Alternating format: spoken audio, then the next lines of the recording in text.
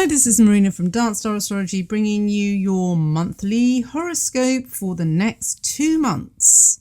So it's March and it's quite a calm month for you and for everyone really, which is good because Mars is going into Gemini, your 5th house of love affairs. So you should just spend it enjoying yourself, having fun. Just forget about the fact you've got 2 major planets in your 1st house in Aquarius, and just be frivolous. Because it could get quite serious with Saturn in Aquarius, really. So the new moon on the 13th is in Pisces, so that's going to be about money and also self-worth. But again, I think you'll be too busy enjoying yourself to even worry about that, quite frankly. And we've got to remember that the nodes are also in Gemini as well. So with that, with Mars being in the 5th house and the nodes being there as well, you could be taking action about where you're going to go, where your soul needs to go to evolve. And again, it is about getting out of your comfort zone somewhat. And maybe if you meet a lover at this time, this person could be the one who makes you shift your perspective a little bit. Then with Mars trine Saturn on the 21st, this is going to be great for stamina, for sticking at things. And again, now, if this is to do with a lover, I think there really is a chance of someone quite serious coming along at this time, even though, Mars in the 5th house tends to be just about rumpety-pumpety. but I think the trine to Saturn will mean that it might start off quite racy and more to do with lust in the beginning, but it will mature into something of, long term, I would hope.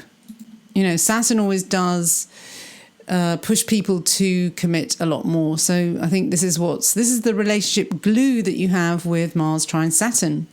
Not to mention the fact that Mars will be conjunct the North Node at the same time as a full moon in Libra, which is fantastic because Libra is another air sign. It is the house of foreigners and holidays. So, this will be a great time to take a break if you haven't had a holiday yet. And if you put together the North Node, lovers, the fact that there's so much in Aquarius at this time, I just think it's an ideal opportunity to attract love into your life if you are single. And if you're not single, this is a nice honeymoon, a second honeymoon for you and your partner. And just that Mars North Node conjunction, it's very, very sexy in the 5th house. So if the relationship has lost its spark, if you've just been too bogged down by domestic problems and just the normal getting stuck in a rut that happens in a long-term relationship, this could spark things up, especially, if you put yourself both in a different environment. That's the key. And make time for fun. This is the year of fun with the North Node in the 5th house. So make sure you extend that out to your partner as well and not just go off on your own.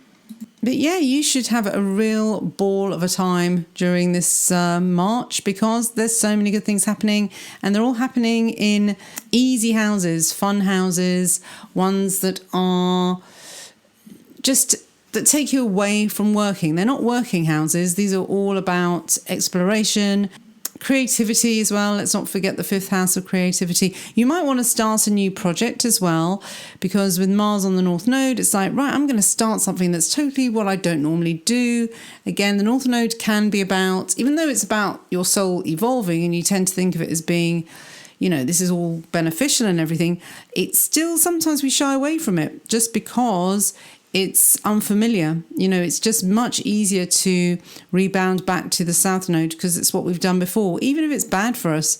So be brave, strike into new avenues, take the road less travelled. So we're into April, which is a bit of a mixed bag.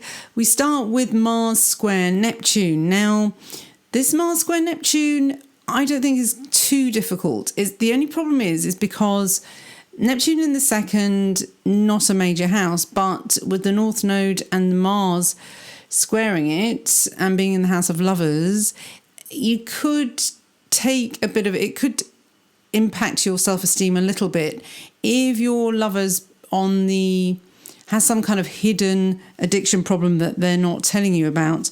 So it could be what's distracting them. It could be what's making them a bit vacant. You think, oh, there's something I've done. And no, it's because they're bombed out of their head. So that's on the 9th of April. So don't take it personally. That's all I say.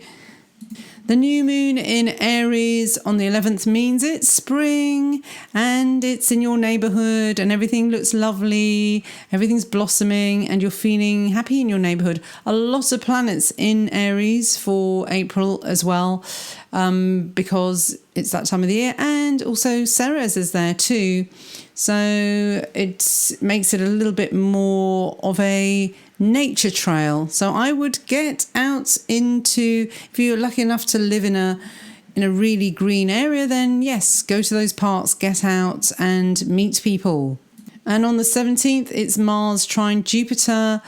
That's so sexy, because again, Mars is still in your 5th house of love affairs, and Jupiter is making you, well, it's in your 1st house. We haven't really talked about how Jupiter can really inflate your libido and your belly and being extravagant as well.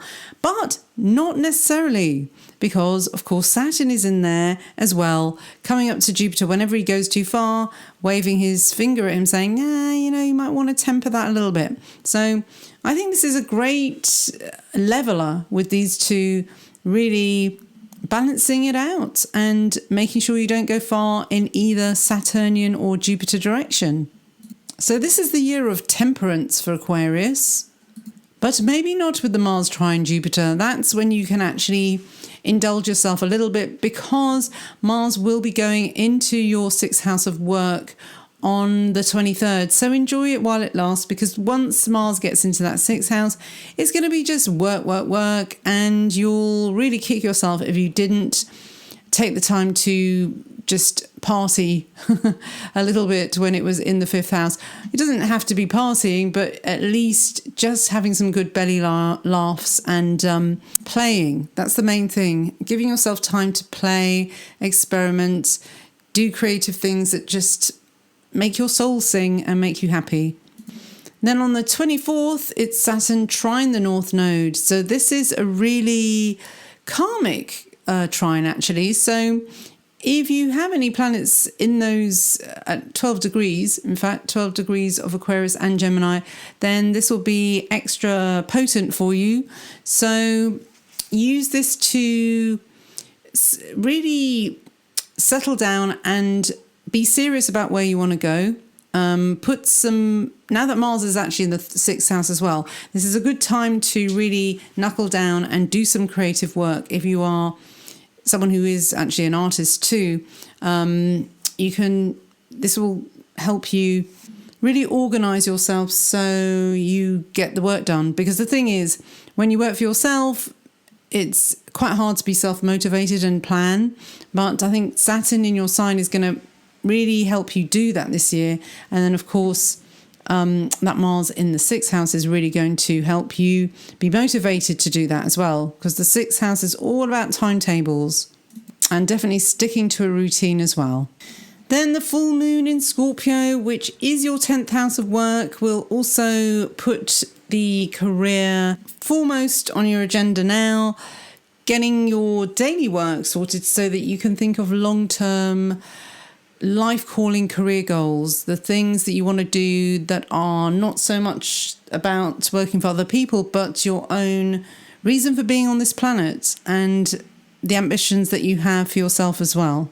And then on the 30th, we have Ceres square Pluto. Now, Ceres, not familiar to some people, but it is the Persephone archetype, and she is in the 3rd house of your siblings. So this could be if there are problems in the family with narcissism, a sibling who is the golden child, or maybe you're the golden child, but that divide and conquer will be coming up. And also in the collective as well, because the collective, really, society has become very narcissistic anyway.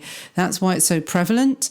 So it's in the collective, but within your own your own family, this could be highlighted on the 30th, with Pluto being quite, sinister and behind the scenes in your 12th house of self-undoing and hidden enemies. So maybe someone in your family that you didn't even realize was an enemy is one. And the only way that you find out is maybe through a sibling who sort of lets you know what's been going on. So that was your monthly horoscope. You can come to Dance Star Astrology for the rest of the year, where it's all written in transcript for you. Or if you're a member, you can also get the transcripts free every month as well. So thanks for listening. Take care. All the best. Bye-bye.